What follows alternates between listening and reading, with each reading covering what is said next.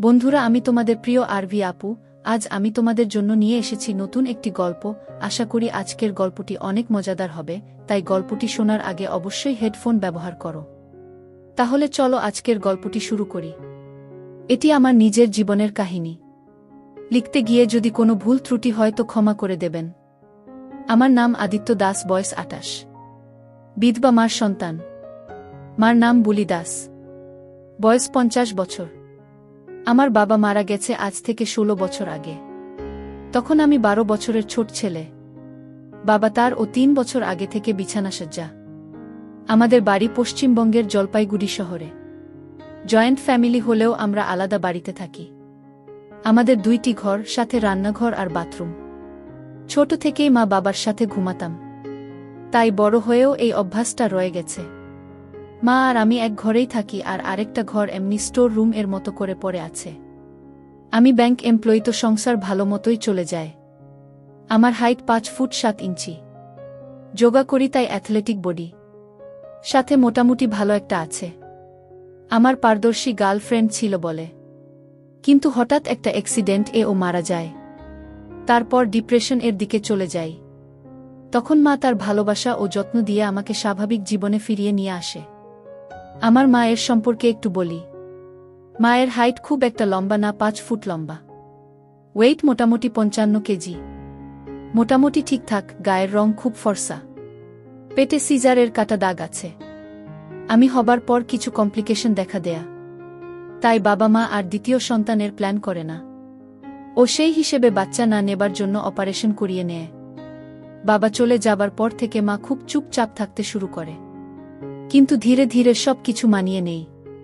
ও আমার মুখ দেখে বেঁচে থাকে। ডিপ্রেশন থেকে বেরিয়ে আসার পর খুব নেট করে টাইম পাস করার চেষ্টা করি। আর নেট করতে করতে ইনসেস্ট গল্পর দিকে ধীরে ধীরে ঝুঁকতে থাকি।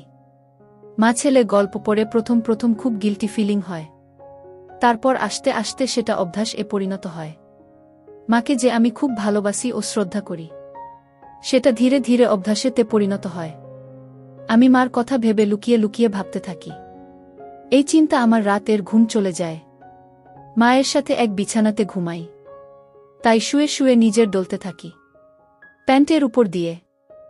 আর ভাবতে থাকি মা আমাকে কত ভালোবাসে, আমার জন্য কত কিছু করে। কিন্তু আমি মার জন্য কিছু করতে পারিনি।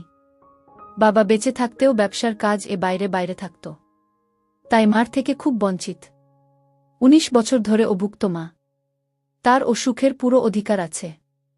এদিকে আমিও নিজে লাস্ট 2 বছর থেকে বঞ্চিত। আমারও শরীর চাইছে, তাই আমি ডিসিশন নিয়ে ফেলি মাকে আমি সব দিক দিয়ে সুখী করব। মাকে শ্রদ্ধা, ভালোবাসা, যত্নর সাথে সুখ দিয়ে তার সমস্ত কষ্ট যতটা পারি দূর করব। আর তাকে আমি কতটা ভালোবাসি সেটাও বোঝাবো।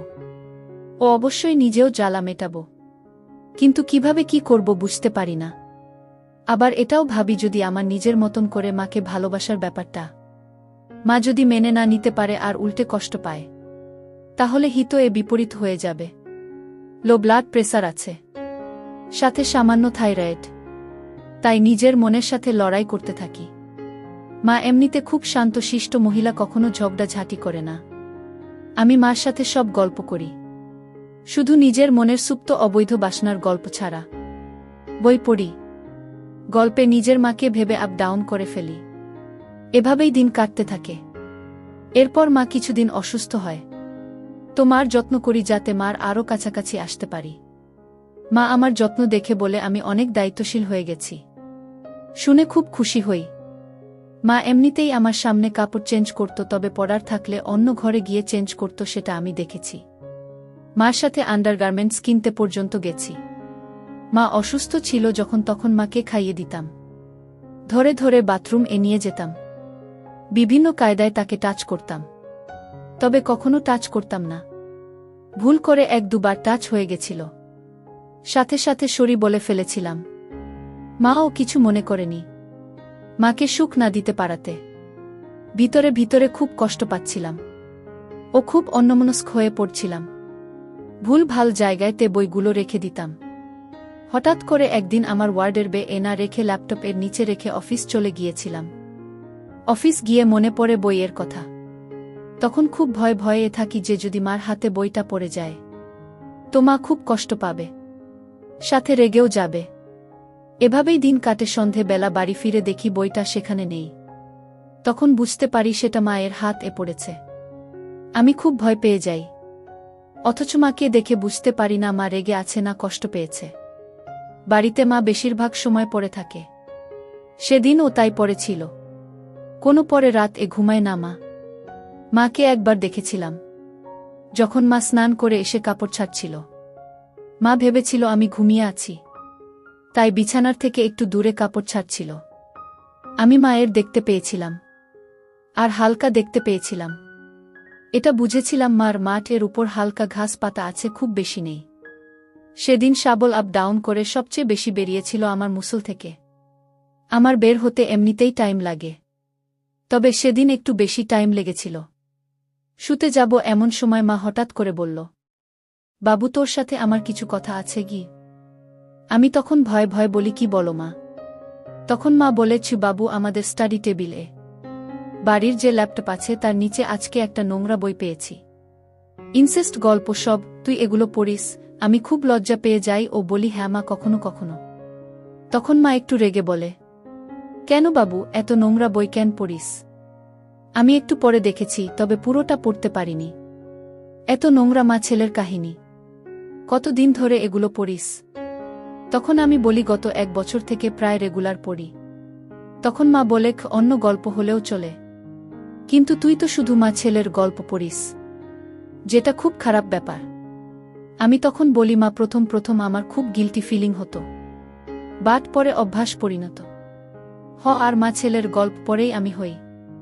তখন সেই কথা শুনে মা একটু কান্না করে আর বলে, শেষ পর্যন্ত মা ছেলের গল্প।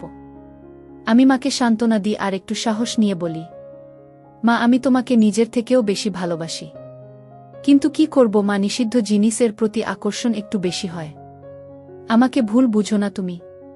মা তখন বললে, তুই আমার কথা ভাবিস ওইসব গল্প পড়ে?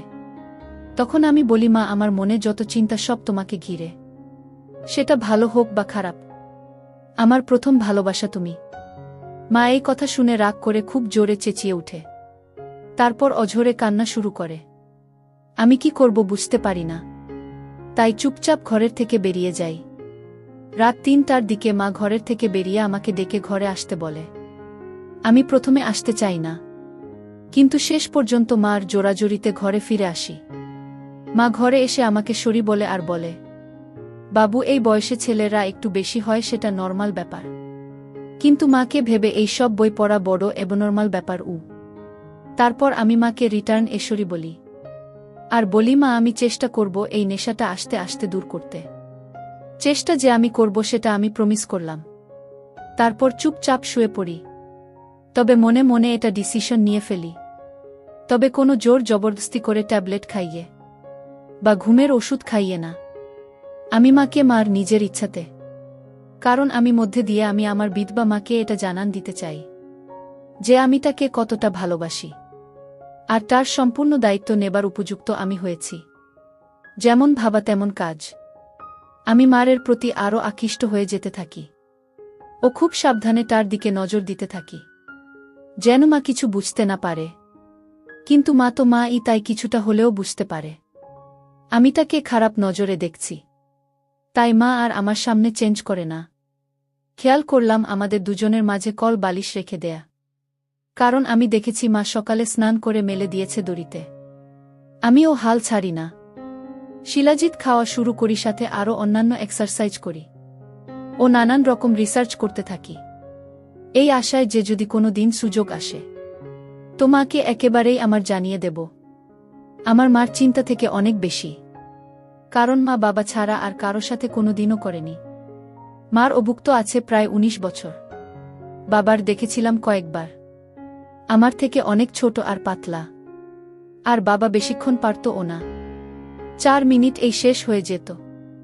আমার এমনিতেই ধরে রাখার ক্ষমতা ভালো, কিন্তু আমি চাই আমার ধরে রাখার ক্ষমতা এতটা বেড়ে যায় যেন সুযোগ আসলে মাকে একবার সন্তুষ্টি ও কাহিল দুটোই একসাথে করতে পারি। এই ভেবে ডাক্তারও দেখাই ও পরামর্শ অনুযায়ী চলতে থাকি, আর আপ ডাউন করা অনেক কমিয়ে দিই। যদি সম্ভব এর সুযোগ আসে তার আগে আপ ডাউন করলে হোল্ডিং পাওয়ার আরও বেড়ে যায়। সেই হিসেবে চলতে থাকি। মার সাথে খুব নরমাল থাকার চেষ্টা করি, কিন্তু আগের মতো আর মার সাথে গল্প করি না। অতিরিক্ত বাড়িয়ে দিই, তবে আপ ডাউন খুব কম করতে শুরু করি। ও ধীরে ধীরে বুঝতে পারি আমার ধরে রাখার ক্ষমতা প্রায় দ্বিগুণ হয়ে গেছে। এভাবে চলতে চলতে 3 মাস পেরিয়ে যায়। আর মার 51তম জন্মদিনের 2 দিন আগে মা আমাকে হঠাৎ করে জিজ্ঞেস করে যে আমার কি হয়েছে, যে আমি আর আগের মতো মার সাথে গল্প করি না। তখন মাকে বলি, মা, আমার কাজের চাপ একটু বেড়েছে, তাই সময় বের করতে পারছি না। এটা শুনে মা একটু উদাস হয়ে যায়। তারপর আমি আমার সেই চেষ্টাটাকে একটু এগিয়ে নিয়ে যাবার চিন্তা করি, কারণ মার চোখে আমার এই ইচ্ছাকৃত অবহেলাটাকে অনেক দুঃখী করে দিয়েছে। আমি মাকে তখন জিজ্ঞেস করি, মা, এই বার্থডেতে তুমি কি গিফট নেবে? মা তখন কান্না শুরু করে আর বলে, বাবু, তোর মুখ দেখেই বেঁচে আছি। বয়স আমার আস্তে আস্তে বাড়ছে। এই বুড়ো বয়সে আমাকে এভাবে অবহেলিত করে অসহায় করে দিস না প্লিজ। আমি আর পারছি না। ঘিমার চোখে জল দেখে আমারও একটু খারাপ লাগলো। আমি তখন মুড ঠিক করার জন্য বললাম, মা, আমি তোমাকে কষ্ট দিতে চাই না, কিন্তু সেদিনের ঘটনার পর তুমিও একটু সাবধান হয়ে গেছ, তাই আমি নিজেকে গুটিয়ে ফেলেছি। আমি হয়তো অবৈধ চিন্তা করে ভুল করেছি, কিন্তু অবৈধ চিন্তার মধ্যে ও আমার তোমার প্রতি অগাধ শ্রদ্ধা আর ভালোবাসাকে তুমি বুঝলে না। এটাই আমাকে কষ্ট দিয়েছে। নিজের মাকে পৃথিবীর সব সুখ দিতে চাওয়াটা যদি নোংরা হয়, তাহলে আমি পৃথিবীর সবচেয়ে নোংরা মানুষ। আর শেষ কথা, তুমি আমার মা, আমার সবচেয়ে শ্রদ্ধা ও ভালোবাসার মানুষ ছিলে, আছো আর সারা জীবন থাকবে। আমার চোখে দেখলে তুমি এখনো আমার পৃথিবীর সবচেয়ে আকর্ষণীয় নারী। এই বলে মার কপালে একটা দীপ আদর করি আর বলি, এবার বলো কি গিফট নেবে তোমার ছেলের কাছে? মা একটু স্বাভাবিক হলো, তবুও একটু গম্ভীর হয়ে বলল, তুই যা আনবি। আমি খুশি হয়ে বাইরে থেকে মার প্রিয় পাপড়ি চাট এনে দুজন মিলে খেলাম। আমি হালকা সুযোগ দেখতে পাচ্ছি, তাই আরও বেশি করে এক্সারসাইজ করা শুরু করলাম। পরদিন মার জন্য একটা সোনার চেইন আর শাড়ি কিনে নিয়ে বাড়ি আসলাম এবং সেটাকে লুকিয়ে রাখলাম। রাতে যখন শুতে যাব, দেখলাম মা আগের মতো আর কল বালিশ দিয়ে রাখেনি। আমার একটু মাথা ধরেছিল, তাই মা বাম দিয়ে ভালো করে মেসেজ করে দিল। আর তারপর আমি আর মা দুজনে ঘুমিয়ে পড়লাম। রাতে যখন ঘুম ভেঙে মাকে দেখলাম, মার এত মোটা আর শক্ত হয়ে গেল যে আমার বাইরে বেরিয়ে আসতে চাইছে। আমি কোনো মতে নিজেকে করে নিয়ে বাথরুম এগিয়ে পেচ্ছাপ করে জল খেয়ে নিজেকে একটু কন্ট্রোল করলাম আগামী দিনের আশায়। সকালে আমি আগে উঠলাম, উঠে মার জন্য চা বানালাম আর ঘরে এসে মার কপাল একটা দিয়ে মাকে হ্যাপি বার্থডে বলে ঘুম থেকে তুললাম। মা ও আমাকে দিল। তারপর আমরা ঘুম থেকে উঠে একসাথে চা খেলাম। তারপর মা খাবার বানাতে চলে গেল আর আমি রেডি হতে গেলাম অফিসের জন্য। বাথরুম গিয়ে মার কথা ভেবে হয়ে গেলাম, কিন্তু তারপর রাতে একটা স্লিম চান্স আছে ভেবে আপ ডাউন করলাম না। আর ভাবলাম কাল শনিবার, তারপর রবিবার, আর সোমবার ন্যাশনাল হলিডে, অফিস বন্ধ। তো হাতে পুরো 3 দিন আর আজ রাত আছে। মাকে আমার করে তুলতে হবে, মার নিজের ইচ্ছাতে। আর প্ল্যান মতো নতুন রগর্গে বিধবা মা ও ছেলে গল্পর বই এর একটা নতুন গল্প। এর মধ্যে পেন ঢুকিয়ে মার ওষুধের ড্রয়ার এর মধ্যে রেখে দিলাম। তারপর ব্রেকফাস্ট করে মাকে ডেকে এক এক করে মার গিফটগুলো দিলাম আর পিছন থেকে লুকিয়ে মার গলায় সোনার চেইনটা পরিয়ে দিলাম। মা খুব খুশি হলো। তারপর ব্যাগ থেকে শাড়ি, ব্লাউজ দেখে যেই মা লজ্জা পেয়ে গেল, বলল, এগুলো কেন এনেছিস? আর তুই জানলি কি করে? তখন আমি বললাম, তোমার আমি দেখেছি আগেই, একটু ভালো কোয়ালিটি। মা একটু গম্ভীর হয়ে বলল, এগুলোর দরকার ছিল না আগি। তখন আমি বললাম, তোমার বার্থডেতে সবই যখন আনছি, তো এগুলো বাদ যাবে কেন? আর এরপর থেকে তোমার যা লাগবে সব আমি এনে দিব। তোমার ছেলে এখন বড় হয়েছে, ছোটবেলায় তুমি আমার সব করেছ, এখন থেকে আমি তোমার সব করব। তুমি চিন্তা করো না, আর এই সামান্য বিষয় নিয়ে রাগ করে থেকো না। তোমার দুঃখ হলে আমারও খুব কষ্ট হয়, বলে মাকে কপালে আরেকটা করলাম ও পায়ে প্রণাম করে অফিস চলে গেলাম। অফিস গিয়ে কাজে মন নেই, খালি ভাবছি মা গল্পটা পড়বে তো, আমার ভালোবাসাটা বুঝবে তো। এই 3 দিন সফল না হলে আর খুব একটা চেষ্টা করব না। আর যদি দেখি বাড়ি গিয়ে প্ল্যান অনুযায়ী কিছুই হয়নি, আর প্ল্যান সফল হলে তো কোনো কোথায় নেই। 5টায় অফিস শেষ হলে সাথে সাথে মার জন্য কেক নিয়ে সাথে বিরিয়ানি ও আইসক্রিম নিয়ে বাড়ি ফিরলাম। বাড়ি ফিরেই দেখি খুব গম্ভীর পরিবেশ। আমি বুঝলাম আমার প্ল্যান সফল হয়নি। তাই খুব হতাশ হয়ে বাথরুমে স্নান করতে গেলাম। আর ভাবলাম আজ রাতেই হাতের কাজ করে নেব। আমার বিধবা মা আমার কাম জড়ানো ভালোবাসা বুঝবেই না, আমাকে কষ্ট দিবে আর নিজেও হয়তো ছটফট করবে। আমি বেরিয়ে একটু বাইরে গেলাম ও মার জন্য একটা পারফিউম কিনে বাড়ি ফিরলাম। এসেই মাকে বললাম, মা কেক কেটে খাওয়া দাওয়া করেনি, আমি তারপর একটু ঘুমাবো, খুব ক্লান্ত। মা তাড়াতাড়ি করে স্টোর রুমে গেল আর একটু পর আমার দেয়া শাড়ি পরে এলো। কিন্তু মা খুব গম্ভীর। আমি মাকে থ্যাংক ইউ বললাম আমার গিফটগুলো পড়ার জন্য। এরপর মা ও আমি দুজন মিলে কেক কাটলাম, মন খারাপ নিয়ে হালকা সেলিব্রেশন করলাম। তারপর হঠাৎ মা বলল, হাত মুখ ধুয়ে তাড়াতাড়ি খেয়ে নি, তারপর আমার তোর সাথে কিছু ইম্পর্ট্যান্ট কথা আছে, আলোচনা হয়ে গেলে আমি ও ঘুমিয়ে পড়ব। আমি বললাম ঠিক আছে মা। এরপর আমরা বিরিয়ানি খেলাম, আইসক্রিম খেলাম। খেতে খেতেই মাকে বললাম, একটু পারফিউমটা দেখো না, পছন্দ হয়েছে কিনা। তো মা বলল পরে দেখব বলেই শাড়ি ছাড়তে ঘরে চলে গেল। আমি বললাম থাক না শাড়িটা, তো মা বলল দরকার নেই, বাসন ধুতে হবে, নোংরা হয়ে যাবে। মা খুব গম্ভীরভাবে কথাটা বলে ঘরে চলে গেল। আমি খুব হতাশ হয়ে গেলাম। তারপর মা বেরোলেই আমি স্নান করব বলে বাথরুমে চলে গেলাম।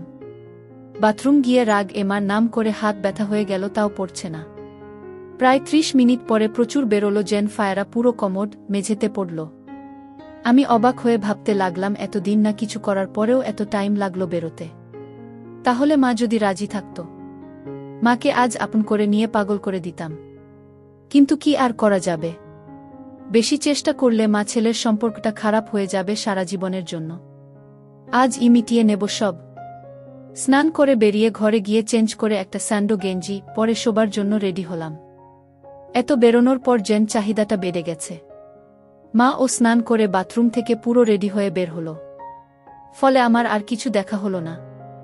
আমি বালিশ রেডি করলাম, মশারি টাঙাতে যাব, দেখলাম মশারির দড়ি ছিঁড়ে গেছে, তাই সেটা বাদ দিলাম। এবার মা সব বন্ধ করে ঘরে এলো, জলের জগ ও গ্লাস নিয়ে যেমনটা রোজ এনে। তারপর মেইন দরজা বন্ধ করে ঠাকুর প্রণাম করে সোজা বিছানায় এসে বসল আর আমাকে বলল বসতে। আমি ভয় ভয় নিয়ে বসলাম। তারপর মা আমাকে একটা জোরে চড় মারল আর বলল, বাবু, আমি ভাবতে পারিনি তুই এতটা খারাপ হয়ে গেছিস। সেদিনের ঘটনার পর নিজেকে আমার কাছ থেকে সরিয়ে নিলি। এখনো রোজ মা ছেলে গল্পগুলো পড়িস, আমাকে কথা দিয়েছিলি এগুলো বন্ধ করবি। এগুলো পাপ। আজকে সকালে ব্রেকফাস্টের পরের ওষুধ খেতে গিয়ে দেখি ড্রয়ার এসেই নোংরা বই পড়ছিলিস নিশ্চয়। আমি রাগের চোটে 2 গল্প পড়লাম। প্রথমটা একটু ঘৃণায়, কিন্তু পরেরটা নিজের ইচ্ছাতে। আমি দেখতে চাইছিলাম কি এমন পাস এই বইগুলো পড়ে। তারপর বুঝলাম তুই বসে এগুলো পড়িস। এবার মাথার দিব্যি দিয়ে বল, কেন এগুলো পড়িস, কি ভাবিস আর ছাড়তে কেন পারছিস না। বলেই মা কাঁদল অল্প। তারপর আমি মাকে বলতে শুরু করলাম, মা, আমি এই বইগুলো পড়া বন্ধ করতে চেয়েছিলাম কিন্তু পারিনি। আমি এগুলো পড়ে শিহরিত হই। পিতা চলে যাবার পর থেকে তুমি আমাকে যখন যত্ন নিতে, তখন থেকেই তোমার প্রতি আমি আকৃষ্ট হই। পিতাকে আমি ভালোবাসলেও ওর সাথে কখনো কিছু করার সুযোগ হয়নি। মিথ্যে কথা বললাম, তোমার প্রতি আমার ভালোবাসা থেকেই এই ভাব সৃষ্টি হয়। আর আমি ভাবতে থাকি মাকে সবরকম সুখ দেবার দায়িত্ব শুধু আমার। আমি তোমারই অংশ, তাই আমার উপর তোমার সবচেয়ে বেশি অধিকার। তোমার উপর ও আমার সবচেয়ে বেশি অধিকার। আমি তোমাকে নিজের থেকে বেশি ভালোবাসি, শ্রদ্ধা করি, তাই তোমার মানসিক সুখ দেবার দায়িত্ব আমার। এটা আমার নিখাত ভালোবাসা ছাড়া আর কিছু না। মা তখন বলে, কি আমাকে নিয়ে সুখের কথা ভাবিস আর হাতের কাজ করিস। আমি তখন বলি, আগে হাতের কাজ করতাম, রোজ দিন 3 বার বই পড়ে তোমার কথা ভেবে। কিন্তু এখন বই পড়া বেড়ে গেছে, কিন্তু হাতের কাজ খুব কম করি। আর হ্যাঁ, তোমাকে ছাড়া কারো কথা ভাবি না। এটা আমার ভালোবাসা, কিন্তু তুমি না বুঝলে কে বুঝবে, ভগবান জানে। মা বলেছি, বাবু, এটা তো পাপ, লোকে জানলে কি হবে ভেবে দেখ। আমি সাথে সাথে বললাম, মা গো, কেউ কোনোদিন জানবে না। আমি তোমাকে যেমনটা শ্রদ্ধা করতাম তেমনটাই করব। তুমি আমার মা ছিলে আর মাহি থাকবে। আমাকে বড় করতে তুমি অনেক কষ্ট করেছ। এবার তোমার যত্ন নেবার দায়িত্ব আমার। 16 বছরের উপরে হয়ে গেল বাবা নেই। তুমি কারো কাছে যাওনি আমি জানি। আমিও 28 বছর থেকে অভুক্ত মা গো। আমার জীবনের সব শুরুতে তুমি থাকো মা। আমাকেও একটা সুযোগ দাও। যতদিন তোমার খিদে আছে আমাকে আপন করে নাও। আমার ভালোবাসাকে এভাবে হারতে দিও না। মা তখন ফুপিয়ে ফুপিয়ে একটু কাঁদল, তারপর বলল, বাবু আমাকে অসহায় করে দিস না। তোর ভালোবাসা হারবে না, কিন্তু এর পরে সব আগের মতো থাকবে তো? আমি মার হাত ধরে বললাম, তোমার ছেলে তোমারই থাকবে। তুমি আমার পরম পূজনীয় মাই থাকবে। তো মা বলল, জানালা বন্ধ করে পর্দাগুলো নামিয়ে দে আর এসিটা চালিয়ে দে। আমি তাই করলাম। এবার মা লাইটটা অফ করতে বললে আমি বললাম, থাক মা। মা বলল, লজ্জা লাগছে। আমি বললাম, ওটা আমি সামলে নেব, তুমি শুধু অনুমতি দাও। মা তখন হালকা কাঁদল আর বলল, আমাকে আপন করে ভালোবাসা দে বাবু। আমিও বড় অভাগী রে, 19 বছর থেকে অভুক্ত। আমি সাথে সাথেই মাকে একটা প্রণাম করলাম পা ধরে। মা অবাক হলো, বলল, এটা কেন? আমি বললাম, তুমি আমার সবচেয়ে শ্রদ্ধার পাত্র। নতুন কিছু শুরু হচ্ছে, তোমার থেকে অনুমতি নিলাম। ভুল হলে ক্ষমা করে দিও বলে মার কপালে দিলাম।